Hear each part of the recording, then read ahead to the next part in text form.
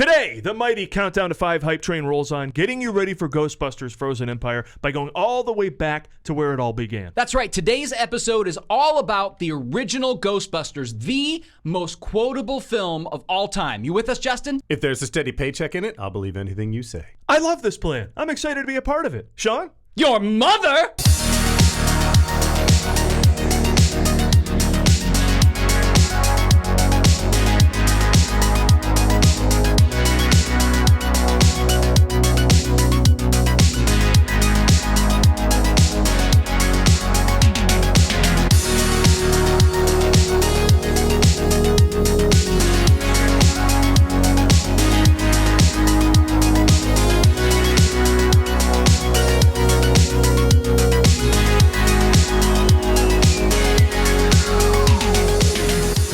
Countdown to 5 Ghostbusters. We are loving on one of the greatest comedy franchises of all time, working our way up to Ghostbusters Frozen Empire, which opens, as of this taping, 9 weeks. 9 weeks. Guess I'll have to kind of push the post a little There's bit. a lot we got to do. There's a lot we got to do. Sorry about that, guys. But it's exciting to have it this close because, as I mentioned on the previous show, these countdowns are sometimes months away. Right.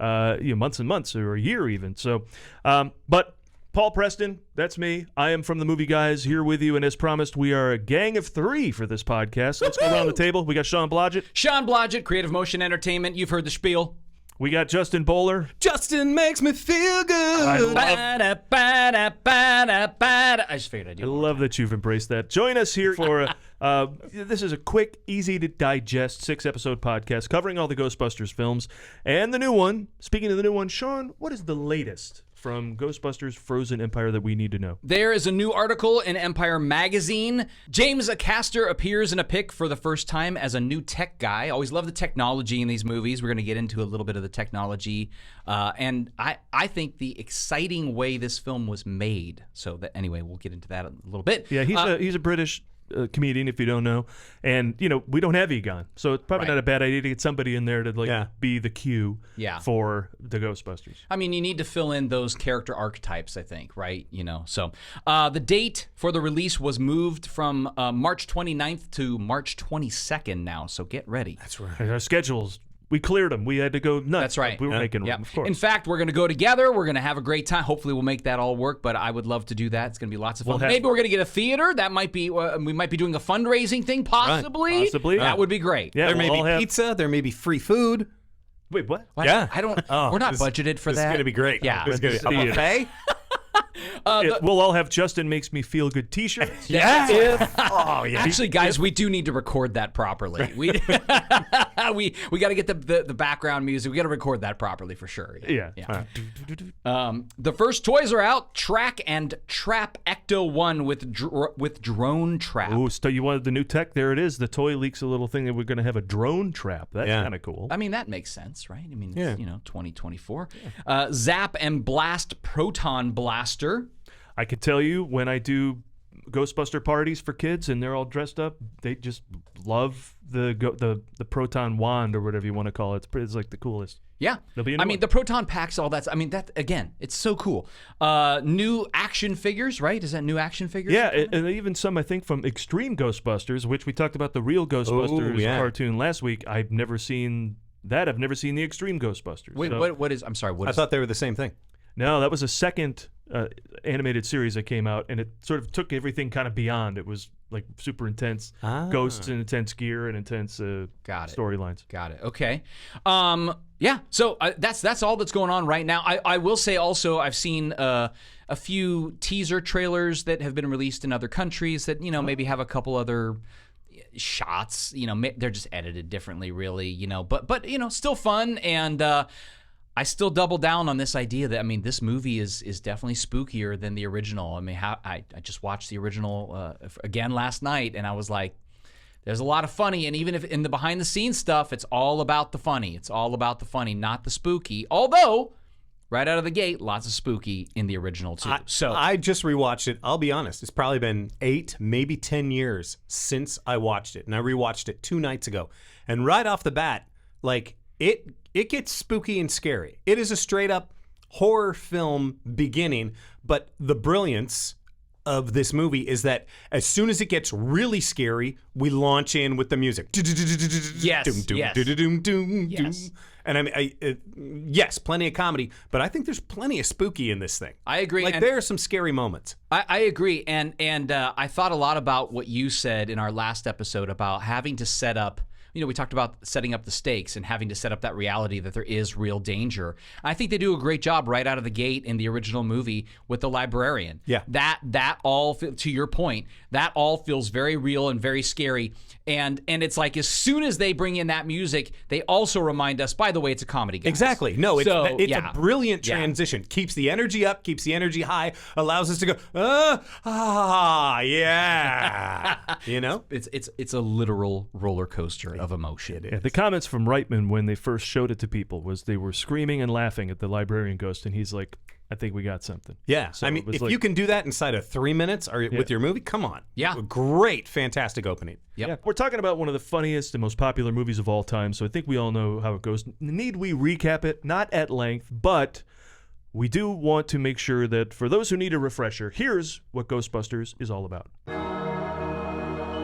An excerpt from Egon Spengler's journal, November 1st, 1984, The Gozer Incident. I was working with my fellow professors, Peter Venkman and Ray Stantz at Columbia University, when we investigated an apparition at the public library. Upon arrival, we had our first encounter with an interdimensional paranormal being. It was intensely frightening, and if I'm honest, it caused a slight extraction of fecal matter into my pre-woven undergarments.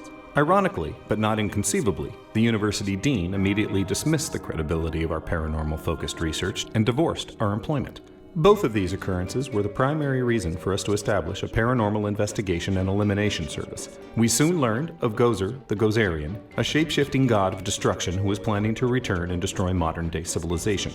Simultaneously, supernatural activity rapidly increased across the city, so much so we employed and retained an additional subsidiary body in the form of Winston Zedmore. Our intended operation of stopping the arrival of Gozer was thwarted when a representative from the EPA, Walter Dickless Peck, had authorities deactivate the containment unit, causing a nuclear release of acquired apparitions. After elucidating the terrifying reality of supernatural chaos across the city to the mayor, he dispatched us to deal with the impending disaster. Journeying to the top of the New York City high-rise, we encountered Gozer and his destroyer, who would take the shape of a beloved childhood corporate mascot. We vanquished the Avatar and his master, then were welcomed on the streets of New York City as heroes. Oh, and Venkman fell in love. Now, at the Countdown Show, we like to keep our listeners and viewers on their toes, so you can just listen to us blab about the movie, but I think mixing things up keeps it interesting. So I'd like to play a clip of someone else blabbing. At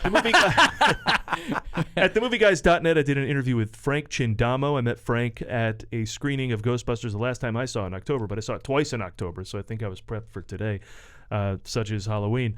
But Frank was a script AD on the original film. He was 19 when he did it, and he introduced the screening down in San Pedro that I brought the Ecto 1 to. And I asked him if he could talk at length about his career, and we sat down and did that very thing. So he's got a great story from the set of Ghostbusters, and here it is. My job was, I was kind of like the last person in the production office at night, and then the first person on set in the morning, and I would take the pages and I would deliver them, knock on the doors of the trailer for Bill Murray, Dan Aykroyd, Harold Ramis, and Rick Moranis, right? And so every morning I'd show up at their trailer, and so Moranis would look at the pages and go, yep, yeah, that looks good. Yeah, that's okay. Yeah, okay. Oh, I can do that. Yeah, sure. Very friendly guy, real sweetheart. I once asked him, like, can I get you a cup of coffee? Oh, no, I can get it myself. Hey, no problem, eh? And just very, very humble guy. And then, Ernie Hudson would look it over and just go, yeah, I got this. Yeah, no problem. Yeah. Right. And then Dan Aykroyd would do the same thing, Oh, yes, right, yes, okay, good, this, yeah, good, right? And then Harold Ramis would look it over, and Ramis would be like, yeah, okay, all right, oh yeah, that's good, oh, that's good, all right, okay, good, yeah, right? And then I'd hand it to Bill Murray, and I'd go, Mr. Murray, here's your script. Go, what is this? This is terrible. Who wrote this shit? Get this out of here, kid. And I would quake in my boots because I'm 19 years old, and I would just quake in my boots and go like, "Oh, I'm really sorry, Mr. Murray. Oh, I'll get it back to you." "Oh, I'm just kidding with you, kid. Don't worry about it. Come here. What's your name again?" And he remembered my name and he remembered everybody's name all the way through. And even when I worked with him again at SNL a couple of times, he remembered my name, and he was such a nice guy, Bill Murray. So they all were, and it was just such a pleasure to work with them. Yeah, Murray busting your balls, Moranis being super nice. Those things track with their Yes. I mean, this is the kind of specific stuff that we offer here at Countdown. I mean, an original story from somebody that worked on it. This is not something you're going to see in a normal behind the scenes. No. This is a very unique experience. Well done. Well That's right. sold. Look, Yeah. Post-sold. When was the last time you tuned into a podcast or watched something on YouTube where you said, "I want an AD from that film to tell me about stuff on the film"? I mean, everybody does. Right? Yeah. Listen, you want more of people from Ghostbusters? I realized yesterday I've talked to a bunch of them. We had Ray Parker Jr. in the Admirals Club up in Burbank. Oh, my gosh. And talked to him for an hour, so you can find that at themovieguys.net, as well as an interview with William Bryan, who was the man inside the Stay Puft Marshmallow Man suit. Nice. And he could tell stories about that, about how it cost $20,000, so you have to move very carefully. Each one they made. But they also burned it, right? They burned a bunch of them, yeah. Yeah, they literally burned it. Speaking of Ray Parker Jr., is now a good time that we talk about the controversy about the song? I say let's jump right into the whole jump right into it. kit and caboodle. We all know how great the song was. Yes. You know, how well it did. Nominated, by the way, for Best Song at the Oscars, losing out to I Just Called to Say I Love You from Woman in Red. By the way, can I just ask you guys, when you were kids, did you buy soundtracks? Because I did, for sure. Oh, yeah. I bought this one. And Yeah. absolutely, not only did I wear it out, but listening to the soundtrack and rewatching it, I was taken back. I was like, I had forgotten this song existed. I'd forgotten this song existed. Forgot Oh my gosh. The Mike Reno song existed, but they play because it plays very quickly in the college sequence, just on the headphones of a guy who's taking Yes. equipment away. Yes, And so it's like for a second you hear the, or that might have been the Air Supply Right. song. But It either way, was the Air Supply is it Air song, Supply? right? Yeah, okay. Yeah. But no, I buy it. I still have it. You go in my garage. You go in the Admirals Club. It's nothing but old school. So the cassette is sitting on the wall, waiting to be listened to. Did you just let in the entire world that they know that now the Admirals Club is just your garage? I think we've said. I think when the planes go by, you can tell we're can tell. airport adjacent garage. Yeah. But no, so originally in this film, the producers, when they had cut it together, they're dropping in their sample songs here and there. They kept dropping in Huey Lewis's I Want a New Drug for a number of different spots throughout the film. And they really started to love this song. So they brought in Huey and they said, "Hey, can you give us a song that's exactly like I Want a New Drug for this new movie?" And he said, "No, not interested." Wow. And he walked. So then they brought in Ray Parker Jr. and they showed him and they said, "We really love this. Can you do us a favor? Can you write something like that?" And Ray Parker Jr. said, "Of course I can." And then took the bass line, literally the bass line, and dropped it in. And that's what you get Ghostbusters with. So the do do do do do do do is fantastic. Yeah, Wow. but it's So he did change it. So he did change it. There's a Yeah. great mashup online. I can send out the link. We can drop it in with the article where it is just the songs back to back. And I mean, it's fantastic. It is so close. They ended up settling. Huey Lewis instantly sued. Ray Parker Jr., I guess, chalked it up to, well, when you make a bunch of money and you got a hit song, everybody comes after you. They they settled out of court for an undisclosed amount, and then they were supposed to never talk about it again. And then I guess it was like in 2001, Huey Lewis brought it up in a Behind the Music with VH1, I believe, where he said, "Yeah, I think he had to pay us something like $30,000." And then Ray Parker Jr. immediately sued Huey Lewis in the news for breach of contract. Breach of contract because he brought it up. Yeah. Wow. But I mean, you know, they're both great songs. But I mean, honestly, it's very, very, very close. I'll say this though too, like when you're cutting something and you start using temp music, this is why some directors don't want to use any temp music because you start to fall in love with it. Yeah. And even if you're just using temp music score, I mean, for a long time after Shawshank Redemption, such a beautiful, beautiful score. I mean, that was used on like trailers and all kinds of Yeah. Of course, people license that stuff, but people use that as like temp score a lot. That and like Cider House Rules and all, for dramas and things like that. And it's like you start to really fall in love with this, and then you go and look for a composer, and you're like, hey, can you make something like that? I mean, exactly. Yeah, like yeah, this, exactly. You know, so it's a danger, I think, when you put those temp scores in. But at the same token, we all know, because we just talked about it, how impactful music is. It's impactful for transitions. It's impactful for emotional tone. It's impactful for the cinema experience. Yeah. You know? Well, let me tell you, speaking about music, Elmer Bernstein, who wrote the score, that guy was a bargain to get because he scored, let's see here, The Magnificent Seven, To Kill a Mockingbird, The Great Escape. What? But then in his later career, he started doing Animal House, The Blues Brothers, Stripes, and Three Amigos. So when he brought that real classic film score vibe to comedies, I thought it elevated all the movies. It did Trading Places, too, and it worked perfectly for the rich snobs, you know, that he brings in orchestral type music and everything. It's so funny that you mentioned bringing in a classic feel to a current comedy, because it's true. If you were to take the bump ba da bump ba da ba da bum bum bum bum ba da da bum bum from Stripes, drop that into the middle of the Magnificent Seven, and it works. Yeah. It works absolutely perfectly. There's a bunch of Stripes like musical references in Ghostbusters, because last night I watched the movie for some of it with with headphones on. And so, you know, when you do that, you hear things you don't normally hear when you're just sitting back and like, and I was like, there's some music in here that feels like it was just straight up lifted from Stripes. More musical plagiarism from this movie. Well, he plagiarized some stuff, so it doesn't, you know. Yeah, but I mean that is that's Ghostbusters, right? But that could also be Bill Murray in Stripes at his lowest point. You know, when a girl leaves him and he quits the cab business. Yeah, so that all works. But Bernstein said it was the toughest score he ever created because he had to combine, you know, drama and comedy, and keep it all fluid, and so you could follow along. That's really interesting because there are a few musical transitions, maybe one in particular, and I'm trying to remember where it was. It's earlier in the film, but there's a moment where there's like just like something's happening musically, and then it like transitions into something like, I feel like we just kind of transition kind of quick there, but okay, I'll buy it. And you're on. Right. As I recall, it was also a change in instrument that it was like the Bernstein classic, and it was like backed right up to a synthesizer. Yeah, like I think it was something like that. I just remember there's a moment where I'm like, huh. Yeah. And I should say apologies if it's Bernstein.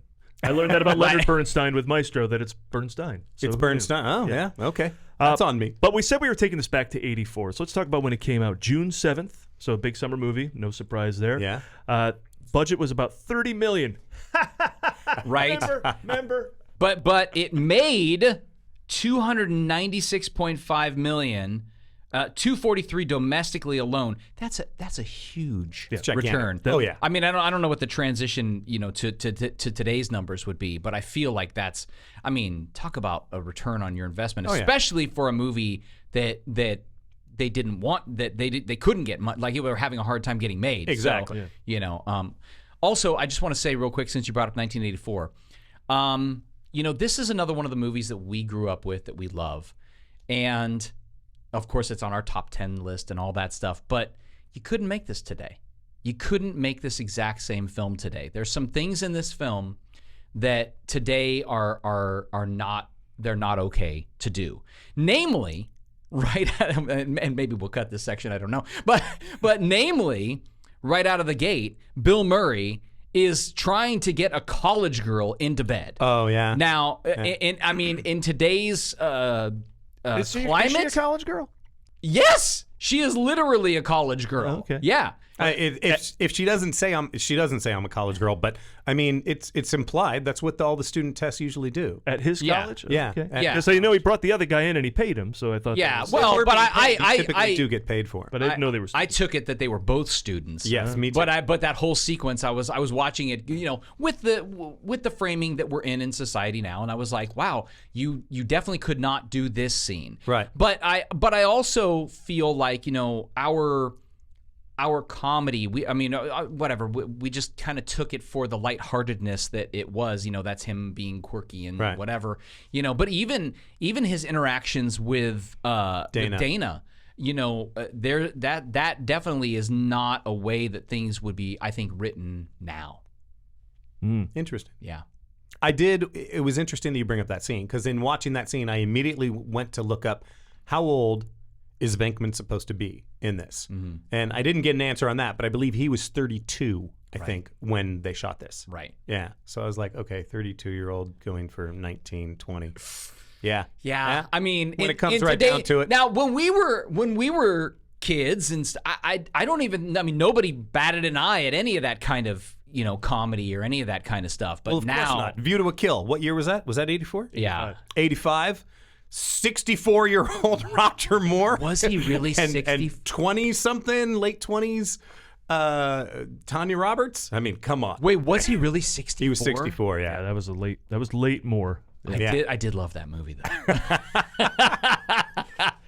So Ghostbusters spends 7 weeks at number 1. There's something else that doesn't happen anymore. I mean, the last movie to stay number 1 for a long time, I think, was Guardians of the Galaxy 10 years ago.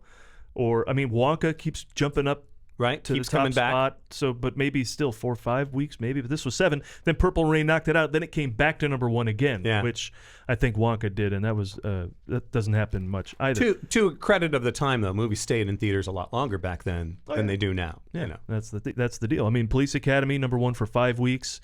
Tightrope with Clint Eastwood 4 weeks. No one even talks about that movie. Indiana Jones and the Temple of Doom. Was that a Sylvester Stallone? Oh no, that was Eastwood. Yeah. Tightrope. Indiana Jones and the Temple of Doom only had 2 weeks at number 1. Karate Kid. That's because that movie is scary. Yeah. Really Boy, scary. here we go. Go back to the countdown to 5. Indiana Jones. Here's Sean crying Talk about Temple of Doom scary. and how it scared him. Gosh. Karate Kid, for example, was the number 4 movie of the year, but spent no weeks at number 1. What? Yeah. That's crazy. Just a sleeper, hung sleeper, around, just sleeper kept making money. Yeah. Spent the entire year at number 2. Well, and I'll say this. So we chatted briefly about, just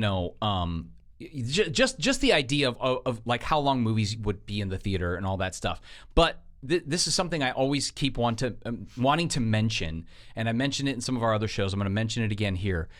If you have a home theater setup, it is still not the same as watching it in the movie theater. Literally. I don't care if you have a surround sound system. I don't care if you've got 4K Blu-ray and you've got a 4K television.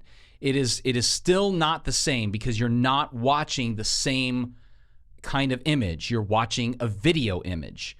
You are not watching a projected motion picture image, which is different in the theater, where you see a DCP being projected much like we used to have motion picture film. And that is a very different experience. I'll just say that. Yeah, I agree with that. And so, one of the things that I like to do to kind of make it more like the theater is I'll take some popcorn before I eat. I just spread it all over the ground, dump it on the seat I'm going to be in. Walk around in it. Walk sure around it's in it for a sticky. little while. Yeah. Let my neighbor's dog come on, run around the seats. Set up some phones in front of you. Leave them on. All right. to bug I you. call them during the course so they just go on. And then you go, oh, what the hell? You set your timer and it's the bathroom flushing, so you can hear. Well, listen, we were just talking about this beforehand a little bit. I mean, I think the director's intention, of course, is to overwhelm all your senses, and that way it's the best way to tell the story. But yeah, if you've got deliveries coming or you got whatever it is you're doing at home, that's going to disrupt the flow of the director's intention. So yes, I'm for the theater for everything. And just speaking of Maestro, just saw Maestro. Did we speak of that here before or beforehand as well? No. But regardless, the music in that movie. I'll tell you that. It's Bernstein. Right, there you go. Oh yeah, we did just talk about it. So the music overwhelming you in that movie, the way it overwhelms Bernstein, is an effect that you may not be able to achieve at home, or certainly on your phone. So anyway, movies in the theater, yes, please. Yes. Speaking of which, how they got you there, we talked about this a little bit. It was simple enough. Coming to save the world this summer was this tagline. Here's some other ones that were out there, and it's not a bit like, here's some other, these are for real. The Supernatural Spectacular. Catching the undead is their life. It's not a pretty job, especially the way they do it, but somebody has to. Too much. Wow, that's just exhaustive. Wow, that's you can't put that on the terrible poster. Yeah. Somebody's like, "Hey guys, I got the best one right there. There you go." Just You've seen some of the posters that have like the whole damn story up there from Yeah. the 80s, like John was a da-da-da, he was a da-da-da, Yeah. but this isn't the day he's gonna, blah, blah, and you're like, okay, enough already, get to the title. Well, that's like when they used to do the voiceovers back in the 80s. In a world. And, yeah, I mean, but it was just so expansive. I mean, yeah. Well, we talked about how we saw it the first time on the last show. Yeah. But I want to talk about some other times I saw it. I made it to the 35th anniversary Fan Fest screening. Ooh. So that was in 2019, which was fantastic. And they showed it down at the Palace Theater, I think it's called, downtown. Is it? But accolade both Reitmans and it was Ernie or William Atherton. One of them came up and talked beforehand, introduced the film. It was fantastic. Seeing it with like hardcore fans is great. And if they ever showed it at the New Beverly or anywhere else in LA, that is absolutely worth it because the hardcore fans make it tons of fun. So here's when it was released: 85, the next year, because that theater was all you had. Right. 2014 for the 30th anniversary, 2019 for the 30th anniversary, and 2020, and it still made in 2020 $605,000. What? In a re-release, in a recent re-release. Yeah, so Great. Yeah. Oh, that's because during 2020, that's when you could rent a theater. It was one of the ones that was on the list of, Right. you know, all the theaters are like, hey, it's COVID. yes. Come out, rent the theater for $100. These are the movies you can choose from. Yeah. Yeah, you're right. It was one of the, I remember talking to my friends who had rented theaters and said, what did you rent and what did you watch? And they're like, Ghostbusters. Yeah, Yeah. It was one of the Grease, top ones. Jurassic Park, like those kind of movies all came back Yeah. in style and in fashion again to go check out. Speaking of watching this film, having watched it just last night, it left me feeling just so great. It left me feeling. It left me feeling like I definitely one of my top 10 films. Now I had this question though because I loved it so much, and there's so many movies we've talked about from the like Raiders of the Lost Ark. I mean Star Wars, all these movies that we love, right? Here's my question: Do the young people, does today's generation who teens, 20s, maybe even a little younger, I don't know, but do they have movies that they love as much as we loved these movies? Are there movies that are being made that are of this level that stay with you? And I think so, and I mean the second part is, can they even do that because there's so much media coming at them? I don't know. I open it to the floor. I'm going to say that I think if you asked an average teenager or even someone in their early 20s, they'd say yes. But the question that I would then follow it up with is, why is that movie so important to you? Is it just because it was there? Like Twilight, I have a niece, and it's just like she was in 100% for all of the Twilights. Are any of the Twilights good cinema? I mean, I don't say know. no. Yeah. So just because it was a thing while they were there. Now, for me, I look at this movie, and this movie. Sorry, we just lost all the Twilight followers. Right. Damn it. This Countdown to Twilight is going to be our next one that would follow up. That one follower is like, well, screw these guys. We need to do if there's another Twilight movie, we need to do Countdown. Yes, I would love that. I would love it. I would love it. I would love it. Give me an excuse to see him. Right. Yeah. But what I was going to say is, this movie is important to me. One, not only was it a thing from my childhood, and did I watch it over and over again, but two, it fires on all cylinders. So it's not just something that I was at the right age for. It's also an incredible movie. It was top-notch writing. It was top-notch casting across the board. The music, everything about this. If there is one complaint about this movie, and it's not even a complaint, it's just those special effects really look dated. I would say that. That really occurred to me while I was watching it. They really looked dated. Best they could do. Some of them. Yeah. Best they could do at the time. But it was just like, even things like, as I'm watching it, Dana's apartment, every time you look out the window, it's the equivalent of David Letterman's background. I mean, it really is. Yeah. Except maybe the lights don't even go on and off like David Letterman's background did. Right. So my immediate follow-up would be, what great movie also dropped into that category for someone who's in their 20s right now? That not only they were at the right time, but was also a really great film. Yeah. I don't know the answer to that. And to follow that up even, and I want to hear what you have to say too, but what original idea movie? Because so many of the movies that are being made now are being made by people in our age range who grew up with these movies, that are referencing these movies in some way. Go ahead. You've got it. Well, I mean, I think you were describing Raiders of the Lost Ark up until the complaint. I mean, everything firing on all cylinders, great score, great acting, great casting, da-da-da-da. So, I mean, that was something about those movies back then. Back to the Future. It's perfect. I give movie location tours, LAFilmLocationTour.com, and people want to see Back to the Future. They still want to see Karate Kid, and they want to see all these E.T. They want to see all these movies from back in the day. Just don't make them like they used to. Maybe some of them are more timeless. Yeah, Yeah. but I think kids growing up on Marvel though are going to totally take the MCU as their baby. You know what? But it's tougher because there's so many. There's so many. It can't be as perfect. That's my sort. I don't want to say complaint because they did a good job with all that, but there is a challenge with the amount of content and media that this generation has to sort of sort through, Right. and that it's constantly happening. I think there's something about the experience that we were lucky enough to have. I mean, we really were in this incredible heyday of a shift in technology, right? Where, of course, I remember Beta, right, and being in the rental place. But then, of course, VHS came in and took it over. But the reason I bring any of that up is because, of course, we had to wait. Yes. We had to wait an inordinate amount of time to get to see something at home that on our VCR, right? But then when we got it, it was like I'm watching that all weekend. Oh, yeah. I'm watching. My buddy's coming over. I'm gonna watching watch it at this least every 3 day. times. We used to plan. We're gonna watch this at least 3 times this weekend. Like, you know what I Why? mean? Because we spent $75 for the VHS. Also, And it's good. We also had to wait 3 years after it left That's the right. theater. That's right. That's right. So, but I think they don't get the opportunity to sit with it. Yeah? Yeah, to on to sit the with next it, thing. and it's right on to the next thing. And I know that's the movement and all that stuff, technology, and that's great. But man, I miss just getting to enjoy it. And watching it last night, there were so many little moments that stood out to me that were just like, this is nice. I don't really remember. Even like because I was listening in the headphones, like there were a couple like times they even swore, and I was like, I don't even remember them swearing at all in this movie. And a lot of comedies now are relegated to streaming as well. So the Right. group experience you would have with a lot of people watching it, you don't. Very true. Yeah, That's a shame. Yeah. So what was missing? Well, there were cutscenes, an asylum haunted by celebrities. Now this brought me back to the L.A. Ghostbusters story from the late great Stephen Lewis of the Movie Guys, who said that's where the franchise should have gone, out of New York. And like I said, in Afterlife, they finally did. Yeah. But an asylum haunted by celebrities would have been a lot of fun. An illegal ghost storage facility in a New Jersey gas station, cut. Another original idea, they had a boss, but they felt it was stronger for them to be on their own and develop their own technology and supposed to being sent out on something.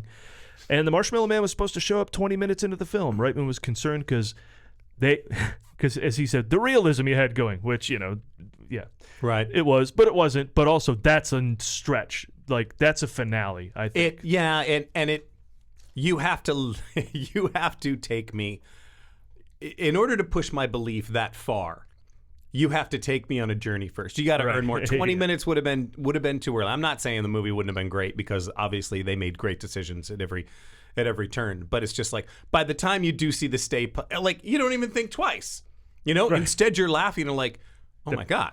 But Perhaps also, the funniest line in the movie, too, yeah. But also, again, to your point you brought up earlier, they've already established the stakes at hand. Yeah. Because Zool is terrifying. Right. Right? I mean that Gozer? I'm sorry, I apologize. Gozer. Zool's terrifying, too. Right, but- Zool's terrifying too, but Gozer is terrifying. Yeah. And the whole flipping over and like landing on the other side and all that stuff. I mean, you're like, this is incredible. Yeah. Right. It was interesting in rewatching this movie. I had totally forgotten this, or if I ever knew it to begin with, was Rick Moranis, when he's explaining to Egon, said he once came as this. He once came as this. He once came as this. Yeah, you're and right. literally, laying out that, he comes in these different forms. Why? Because at one point, Gozer's going to say, what form do you want me, do you want the Destroyer to take? Oh my gosh. Yeah. They set that up there. Yeah. I didn't even realize Absolutely that. set up. Oh my gosh. Look at that. And Revelations. Can we also just take a moment to talk about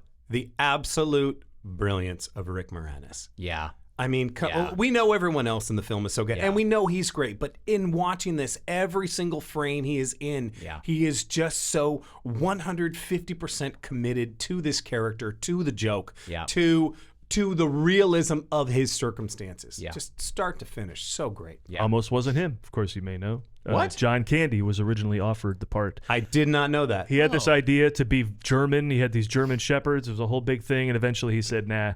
After he got into it further, and he's like, nah, I don't want to do it. So Moranis read it, and an hour later said, I'm in. And Wow. so that's certainly a different They did take. push him in terms of like as one of the group of great comedy people, because I went back and watched some of these older behind the scenes that were released during that time, and I mean, he was in the group with the guys in terms of like, Second City guy and all this stuff. And I agree. I mean, he is absolutely brilliant. And like every time just getting locked out of his apartment. It is a brilliant. Is it the second time when maybe Venkman's walking by or somebody's walking by and he gets locked out and he kind of just does this thing where he kind of stands there like, I'm going to try to make this look like I'm not locked out, but I am locked out. I think that's actually the third time it happens, and it's like he never actually says it until later. Yes. Like it just keeps happening kind of in the background. Yes. Just a brilliant moment. Yes. Which I assume is probably just all him. I doubt that was written into the script. Yeah. No, you talk about the improv going on set. Bill Murray ad-libbed so many lines. Egon a few as well. But the entire party monologues about he's a tax guy and he's that's all improvised. Making up, apparently. he saying he's a doctor and he made that up. That's awesome. Oh my gosh! Because I'm listening once again as I was listening to, it, I was like, this is just brilliant. Like he's just so good. Yeah, wow. And his line might be the one I quote most every day. I'd probably quote, "We're gonna need a sample of your brain tissue." No, okay, but no. Later he says, "Oh, this was quite an experience for you." I know. I say I know all the time. Like I don't know why that's the line I quote all the time, but every time I feel like my fiance tells me something, I go, "I know." I know. So other stuff cut. Of course, we all may know that Zeddemore was originally supposed to be Eddie Murphy. The original plan was Aykroyd, John Belushi, Eddie Murphy. Then, because Aykroyd just worked with Murphy in Trading Places, Belushi then dies, so they have to rethink the whole thing. But by the time they bring in Ernie Hudson, the script was Zeddemore was an Air Force demolitions expert with an elaborate backstory. So Hudson's like, yes. He gets a couple days before shooting, and it's reduced to what he has in the film. He's like, okay. Yeah. But you know what? A little frustrating for him. He was so great. Everybody loves him. Yeah, I mean, he's. There in terms of a supportive character. It added such weight. Yeah. And realism. Yeah, it added weight and realism and depth in a moment where it started to get maybe even, I don't want to say stale, but by this point we've already been with this story for a little bit, right? And we're like, okay, now their business is successful. We're seeing them fight ghosts. They're exhausted, all this stuff, and we're kind of along that journey with them, right? And then this guy comes in and he infuses such great energy, and he's so good at just being honest, right? Yeah. Well, what's important? One, the role that he essentially ends up playing is now he is the audience in with these guys. Us. Yeah. He is us. Absolutely. He is, and is bringing us all back to reality. He's the one who questions things like, wait, what? Tell me about the Twinkie. Right. That kind of thing. Or do you think that maybe that this is because of God? That type of thing. Right. That he's bringing in the questions that why is all this happening? He allows to be the weight. He's essentially if all the zaniness, if we've got the brain, if we've got the heart, if we've got the skeleton, he's the cartilage that's holding stuff together. Because it's getting crazy, he comes in and he's grounded and he's like, why is this happening? Let's bring this back down to a real level. It's a very important role and brilliance of bringing him in. Although I do go back to Aykroyd, Belushi, and Eddie Murphy, I feel like that would have been too much. I agree. I agree. Belushi and Murphy together, like on the same thing. It would have been nuts. Like, it too much awesome or just too much. Well, I'll too tell much you of this. No, well, I think it's more than that. I think Eddie Murphy to me is like a huge superstar in many ways. He has such a big personality. Yes. He's so, and he is absolutely laser perfect, brilliant. Like he's honest, he's truthful, he's funny, he knows how to set it up and deliver it, the whole nine. But I don't know that he necessarily needs other people at his same fame level, I guess I want to say. I think he does do better when he gets to be the star, right? And everybody around him supports the journey. Well, I mean, even with Trading Places, it's like we've just got two different types of comedy that are going on here. Yes. Dan Aykroyd and Yeah. Eddie Murphy. Whereas I look at John Belushi and it's just like, wow, that that just would have seemed like you got two giant personalities and Aykroyd in the middle. Also, that was an early. I mean, Trading Places was earlier. So Yeah. I mean, that was before. I think that was before. It was 83. Yeah, that was before Beverly Hills Cop and stuff like that, Yep. right? Yeah, in fact, Eddie Murphy came along and showed that he may have made the right choice because we talked about Ghostbusters was #1 comedy ever for 6 months. And then Beverly Hills Cop comes along, and I said that Ghostbusters was #1 for 7 weeks. Beverly Hills Cop was #1 for 13. Was it really? So he was super established. So That's crazy considering it's Beverly Hills Cop is R-rated. So you've got R-rated taking the #1 spot for 13 weeks over a family film, essentially. I mean, but that's back when your parent could just walk up and it's got one for Beverly Hills Cop. This All is right, true. I'll pick you up in 2 hours. We'll see you later. You know, there's blood, death, and boobies in this. Yeah, he'll be fine. It's fine. You know, That's he's the got to learn title about of it the movie, sometime. sir. You're aware that the title of the movie you're seeing is Blood, Death, and Boobies. I want to make that film I now. want to make that film twice. Pretty sure it's been made. Probably. Okay, you got more cut scenes because I have one as well. Go ahead. Oh, so in my research, I found a few cut scenes that they had cut together. One of them was obviously a scene that was happening while the Rick Moranis character is running through the park from the what is it, Zool? Yeah. Whatever. Yeah. You know, running through the park. That would have been the other dog, whatever that. Whatever the other dog is, Zool's Terror dog. brother. Anyway, so Dan Aykroyd and Bill Murray are literally playing homeless people. Yep. And they're walking through, and it's very obvious they're just ad-libbing. They're just ad-libbing. Bill Murray is clearly playing what's the character from Caddyshack? From Caddyshack, Yeah, completely. he's clearly playing that guy again. Dan Aykroyd is playing some guy with some crazy voice, and they're just ad-libbing, and it's okay, it's fine. And you can also see you have to cut this because it's clearly them. You feel all excited when you see, I'm going to get to see some deleted scenes. And then most of the time, I just see why they were deleted. Exactly. Yes, They're that's not right. that exciting That's in the right. long Yeah. run, most of the time. Yeah. But of course, we know this whole thing started because of Aykroyd's fascination with spirituality. His whole family had. His dad wrote a book called A History of Ghosts. And he wanted to take the old ghost concept comedy, like Hold That Ghost with Abbott and Costello and Bob Hope's The Ghost Breakers, and update it because he felt there's something that hasn't been done in a while. We're going to update it, and I love this stuff, and let's get to it. But of course, his concept involved like time travel and going into outer space and all this stuff, and probably would have had a $200 million budget.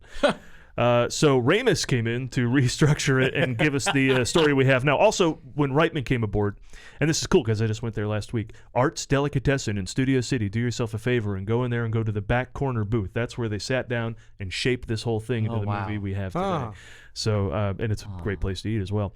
They pitched it to Columbia. Reitman made up a budget because he was on the spot. He's like, he pitched 3 times Stripes. You figure that'll work. And they... Stripes only cost $10 million? I guess so, yeah. I mean, The original no Star effects. Wars was only 20, right? I think the original Star Wars was only 20 Something million. like that, yeah. And they wouldn't greenlight that. Yeah. But 13 months to complete the film with no finished script, effects studio, or filming start date. So off they went. You know, and I love these stories. Yeah. We're doing the Ford Fiesta, which is at themovieguys.net, all about Harrison Ford movies. You see the struggle in the 70s with with basically Lucas and Coppola and Spielberg against the world. Nobody wanted to make anything they wanted to make, and it continues into the 80s where they just said this. The head of Columbia said it's not going to happen. I don't see this happening. They gave him the money, but it's like I'm going to take 1% of the film's profits. Wow. So. Also, and they were never paid, of course, anything because of Hollywood budget inflation and accounting, fancy accounting tricks. Of course, yeah. Interestingly, also the special effects team. I mean, basically, these were the folks that were doing every big movie. I mean, Indiana Jones and Star Wars, and I mean, these were the guys. So I mean, that's why the effects themselves, I think, for the day especially, look so great. And can we talk about effects real quick? Sure. So. One of the things I was chatting with my son about it last night because when we think about making movies now, there's so much of it that's in a digital space, that's in a computer space, right? We're looking at a camera, it's got a monitor, it's got it's not the mechanical physical work that it was. Back in the day, back when this was made, editing was a physical activity. activity. You had to go and I just watched a whole interview with Ben Burtt, and he was talking about this at the old original Lucasfilm area and stuff. You know, like you had to go and physically get the film can and look at it, and they're like, oh, this isn't the print I want, and then you got to go put it back and, you know, get the one you want. Like, you know, a bin was literally a bin with, you know, your film strips in it and all this stuff. But it's the same kind of physical thing with special effects. They had to build physically, you know, small miniatures of buildings. They had to, even when they're doing what's called, you know, when they're doing a composite, right now we think of compositing, you're like, oh, After Effects, and you put it in and just put some buttons, and pull that. Hey, I can rotoscope the whole thing in 15 minutes. You know, I mean. It's so weird because every time I've sat with you when you're editing, you go into that voice. I do that. I'm like, okay, let me do this. All right, here we go. But it's interesting to think about that, like, there was a matte painter, and it was actually painting. Oh, yeah. Right? Which I didn't even realize, like, that something was always up with some of those shots, and I never knew what it was until I watched the behind the scenes. Like, oh yeah, the cars aren't moving at all because it's a painting. Right, it's a painting. That was Dana's apartment. Yeah, Dana's apartment. Because I visited it in New York, and it's right there amongst all the other buildings. But in the shots, it's looming high above Central Park. Right. It's because they did all the fancy effects like that. And for those of you who don't know, you know, when they did those kind of effects, they do the matte painting, then they have to film the practical thing on the set of them walking into the apartment, right? And they have to composite these two shots together. Well, how do they do that? They use this huge optical printer where they take both pieces of film and they run it through this printer that marries the two pieces of film together, and then you have your new piece of film that now has the composited shot together. But I mean, again, this is a physical process that is happening to create these images. And I think people, like, we watch these movies as kids and we're just like, oh yeah, it's great, you know, but like people take it for granted now because they can do so much in, you know, 10 minutes, 15 minutes, especially now when you talk about like things like Blender and Unreal Engine and creating worlds and all this stuff, and you're like, holy crap, I mean, you can film something in a small area against a green screen and suddenly you're in another world. You know, back then it was this, it was a lot. It was a lot to do, and it took a lot of craftspeople to accomplish it. So, and it's a huge accomplishment on this movie. Well, to the point where, okay, so 2019 Ghostbuster Fan Fest on the Sony lot, I went down to see that, and there were a lot of photo ops with some of the big names, Aykroyd and Ivan Reitman. And but you know, you got to pay a lot. You pay, $200 a bit to get in. $300. I mean, you pay to get in, then you got to pay to do the photos. I was like, I'm going to go to this panel with Richard Edlund. Okay, so Richard Edlund, one of the greatest ever to do special effects, and he worked on Ghostbusters. He did beforehand, Star Wars, Poltergeist, Raiders, you know, little things. So, but what I didn't know was that and it wasn't full. I'm like, what? This is like legend. I was in the front row, like, talk for an hour, 2 hours, please. And what I didn't know until I did some research for this particular show was that even though the budget was small, $30 million, he used part of it to create Boss Film Studios. So he actually now is starting his own production studio to work on these effects. They stayed in business through 1997, and then the business became too competitive and they shut it down. But they provided effects for 2010, Fright Night, Big Trouble in Little China. In fact, the original design for the Library Ghost appears in Fright Night before they switched it out. So nice. A couple attempts to get there. One of the early attempts, they moved it into a different film. Big Trouble in Little China always needed a sequel. God, I love that movie when I was a kid. Die Hard, The Hunt for Red October, Twins, Batman Returns, True Lies, Air Force One. I mean, these guys just killed it for the decade and a half that they were in it. They were nominated for 5 Oscars and given a special scientific and engineering award from the Academy in 1987 for, and you can tell everybody what this is because you may know, I don't. They created the Zoom Aerial 65mm optical printer. Oh, okay. Well, I mean, I don't know that one in particular, but I'm assuming it was a more advanced optical printer. Would be my guess. Well, I could have said that. Yeah. Tell the folks what an optical printer is. So basically, what it does is is it that thing? It's got lots of eyes. Yeah, it's literally and it's that. the printer. This one, the eyes can go in and out. But I just thought it was cool that for even on a small budget and for a guy so legendary that this film launched to him creating a whole studio that ended up being a huge force in the studio for a decade and a half. That's awesome. So switching from visual effects to tech, all the stuff that you can physically see on screen that is physically there. There's a name that doesn't get mentioned much. I mentioned Richard Edlund. He's a visual effects legend. Stephen Dane is the guy who created a lot of the Ghostbuster gear and the Ecto-1. The proton packs were apparently 30 pounds and still are. Ouch. Yeah, so that's why I don't think they loved it. I don't think they loved it. And by they, I mean Bill Murray, according to stories by Ivan Reitman. But yeah, the original look of the Ecto-1 was black with neon lights, but they shot so many scenes at night they had to change up to make it white. I'm so glad they went with the ambulance look. Yeah. Yeah. Isn't it a hearse? It's a hearse, but the colors are more like an ambulance, Oh, right? gotcha, Like gotcha. the Yeah. white with the sirens and stuff. Gotcha. Yeah. Yeah. But it could also, in the original script, like the original script was supposed to be this wacky interdimensional thing with outer space and stuff. It could dematerialize. It could travel interdimensionally Oh, and all that wow. sort of stuff. So they toned all that Thank down. God. It said Thank New God. York, it's a car. You know, Yeah, yeah.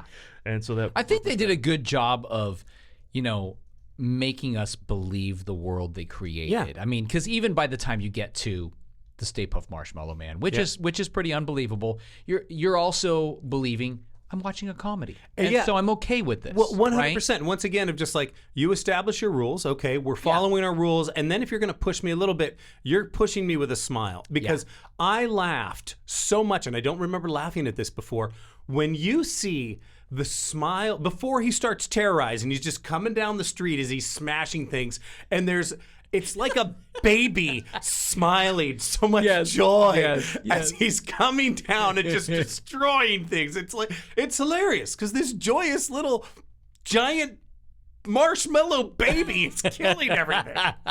Well, and what's interesting too, originally, I guess it was supposed to come from, I think, the East River. Like, it was supposed to come up out of the water and stuff. Okay. And the special effects guys were like, well, first of all, like, it's a marshmallow coming out of water. I don't think that makes sense.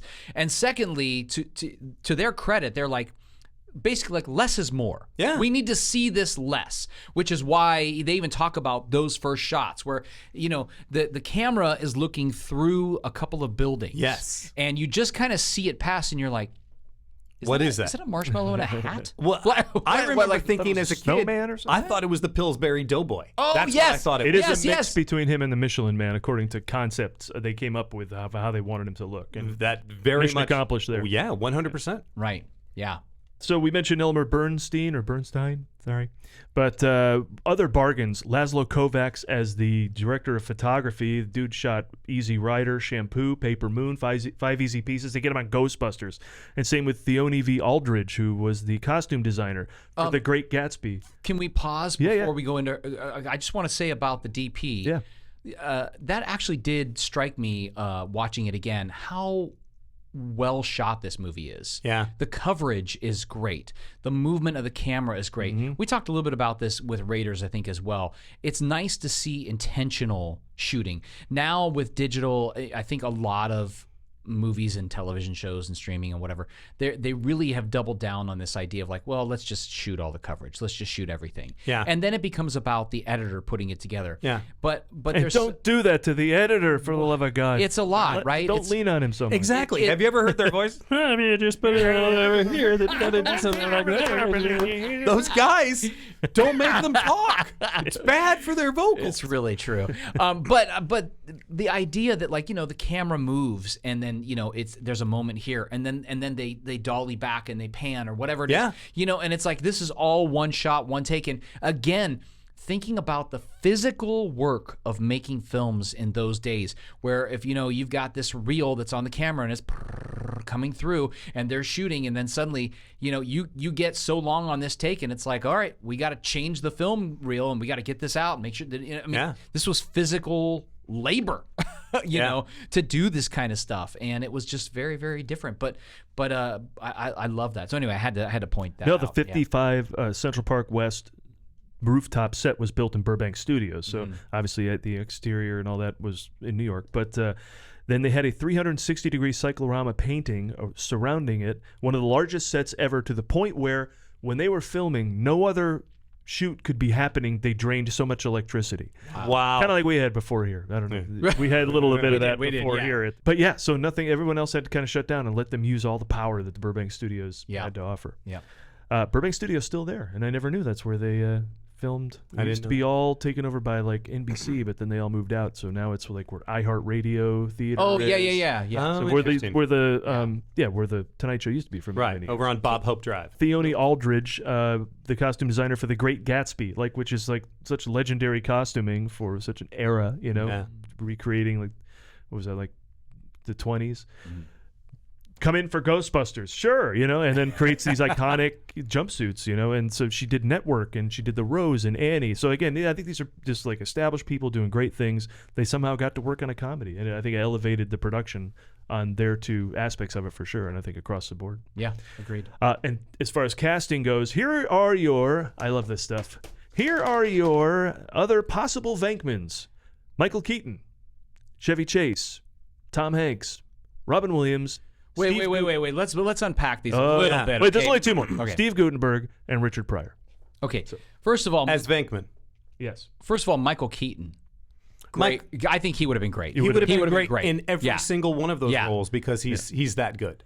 He was considered for Spengler as well. Chevy Chase also would have been great. Chevy Chase would have, he would have fit into that role. He could have flirted with Dana. Yep. I think Tom Hanks at that time would have fit the bill for sure. But I see if I'm recasting it, I pull Dan Aykroyd out and I drop Tom Hanks into that role. Yes. It's too much more. Yes. It's the boyish wonder. Yeah. Everything is awesome. Yeah. Oh my God! Have you guys seen this fire pole? Yeah. We should sleep here. It's tonight. Big. It's big, right? Yeah. Yeah, it is. It's Well, big. if you think there's too much with Belushi and Murphy, then you don't want Robin Williams in this movie at all. Then, right? 'Cause well, it'd just be too much chaos. Robin Williams, John Belushi, and Eddie Murphy. That's the movie I want to see.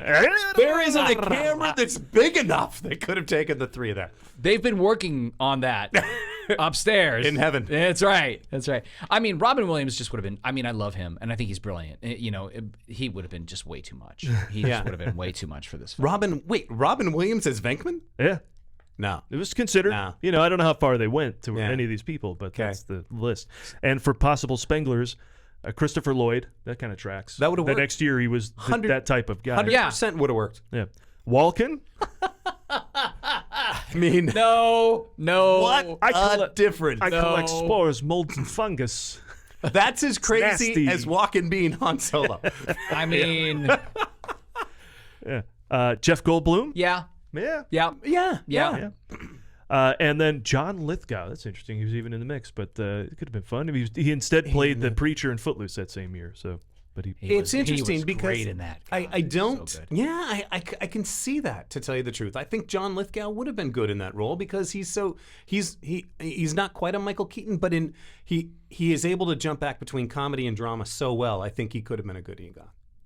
Other Zeddemores included Gregory Hines and Reginald Vell Johnson, who of course played the police officer in like two quick roles. Yes, he was yeah. offered that because they didn't go with him. The Reitman said, "You want to do this?" He's like, "Sure." And then, I of course- watched it and I was like, oh my God. Yeah, and then 4 years later, he comes on Die Hard. On Family Die Hard. Matters. Family Matters. Family Yep, Matters. and Yeah. Family Matters.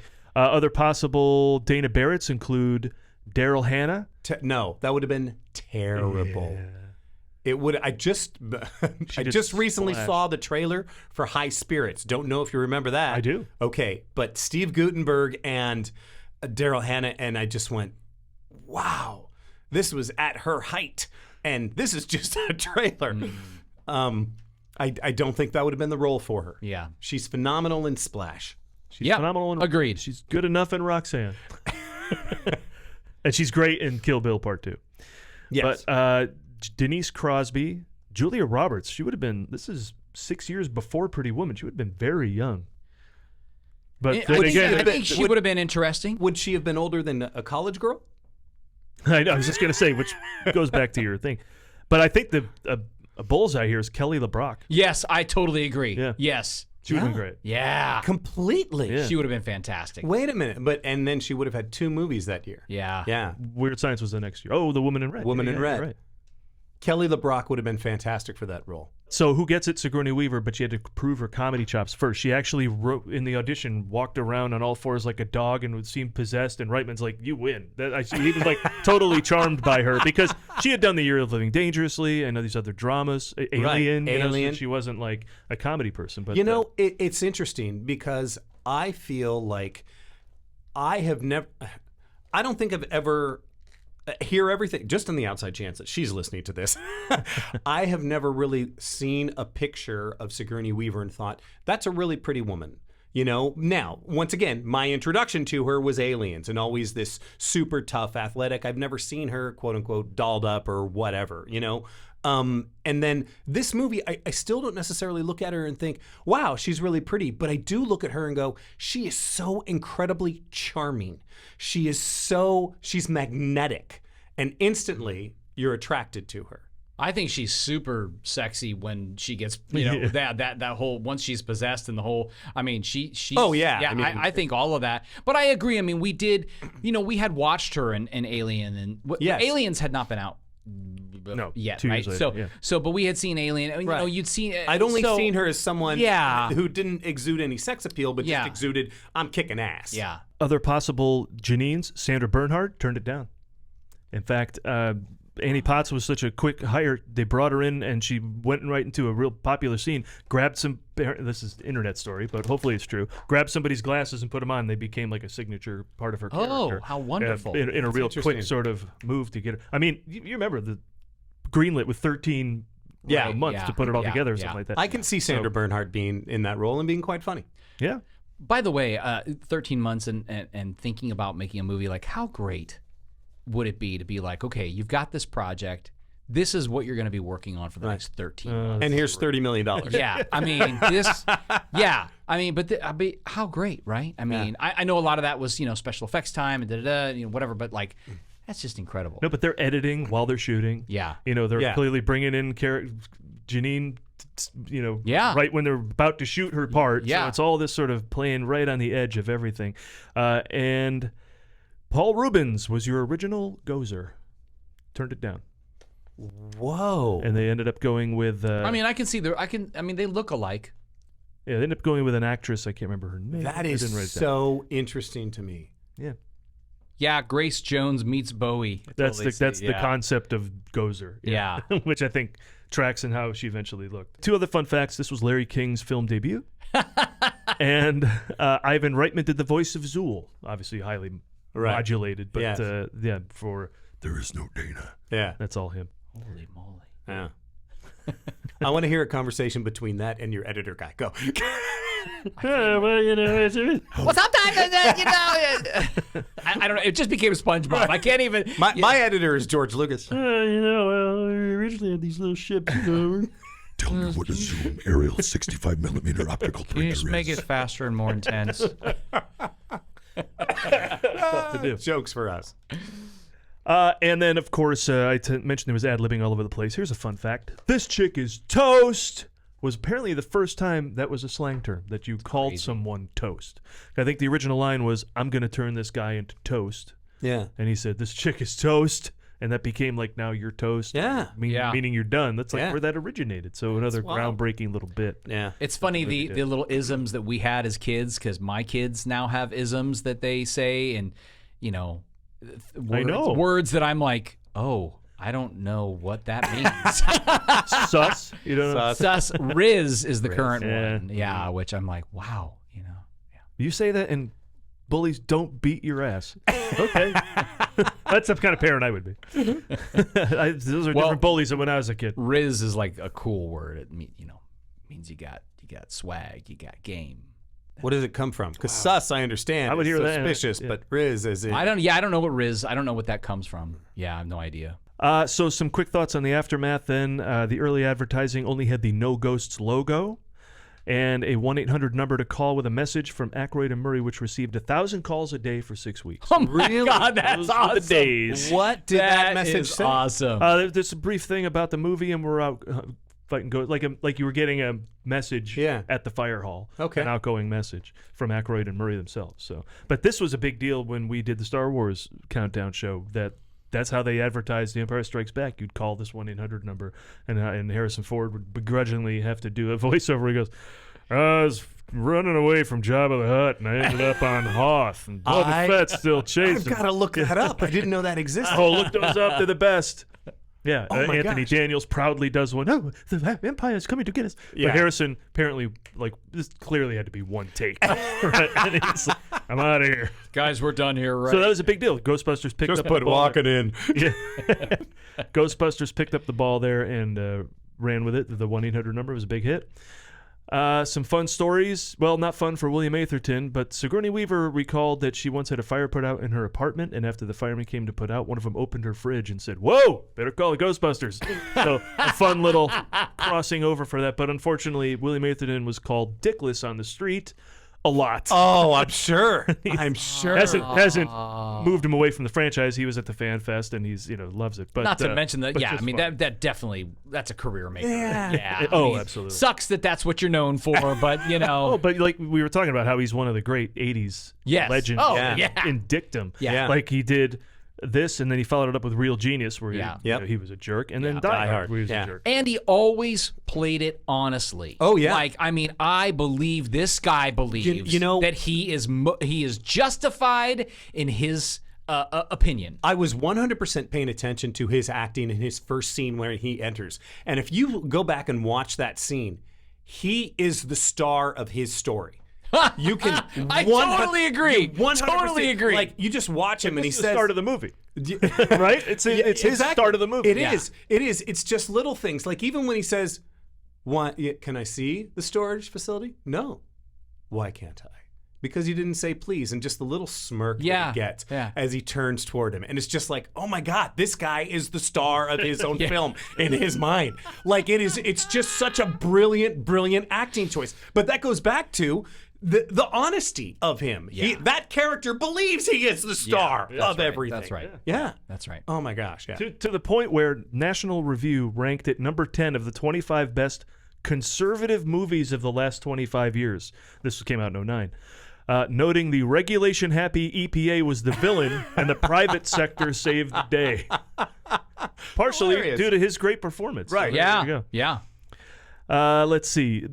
I mentioned that Columbia thought they were going to lose their shirts. Michael Ovitz even canned it, saying, "We all make mistakes." Got that one wrong, Mike.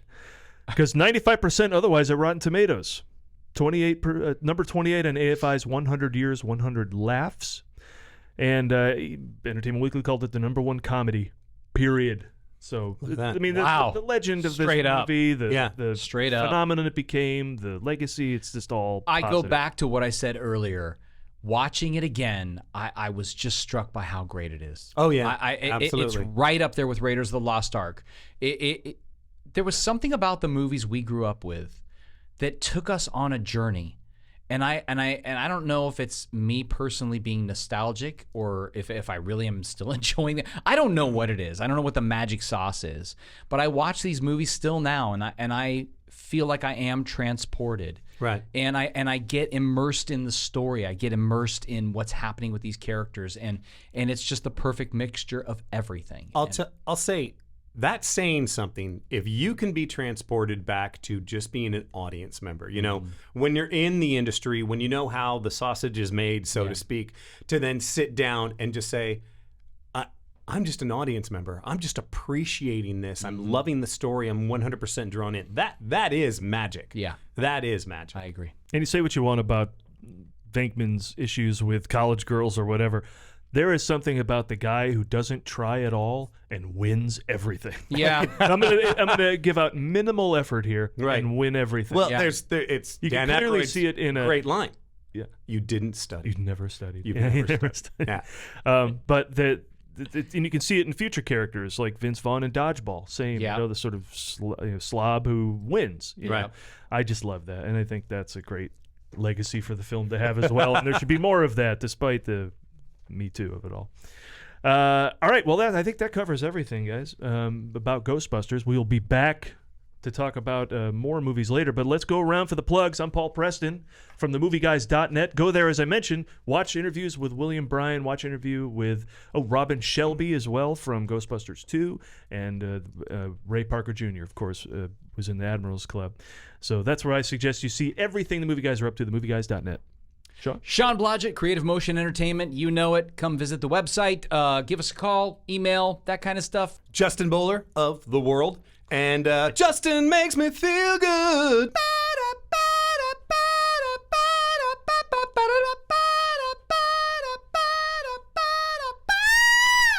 Okay, so he's a soprano. All right, that's our wrap on Ghostbusters. In the next episode, we'll cover Ghostbusters 2. Again? No, not Ghostbusters again, the sequel. I never saw the first one. They made a sequel to Ghostbusters Okay, again? goodbye. That was